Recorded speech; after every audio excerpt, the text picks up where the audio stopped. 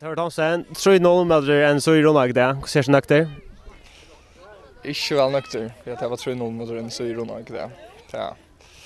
Och inte vi var bara skåra där och ta man bara insåg och Östligt säger allt ta. Vad är det som fungerar där? Ja, jag vet inte. Alltså 0-0 i halvlek nu. Det är vi som så nökte vi, men jag vet inte alltid vi stanta helt och saligt till rätt så att 0 och tar få några nämmål. Jag vet inte om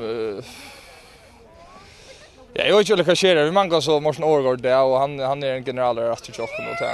I halv man ser det. Ja, det är 2 steg att 5 tister. Är det nöktant för Abbe? Nej, det är inte nöktant för Abbe, men vi ska nog komma att därför.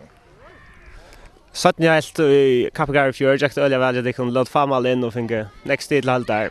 Och jag ser det skjuta lagänga samma väg. Vad är det som failar? Nej, det är nog en kombination av nekvån. Alltså, vi har nog inte samma guys som det hade i fjör än. Men jag tycker det ska nog komma. Och jag tycker helst den defensiva strukturen som är i fjör. Han fungerar helst på samma måte. Och det smittar så av. Men jag tror att vi ska nog komma i det här ljuset. Alla morskar inte så illa där. Är det avskal? Gånger där.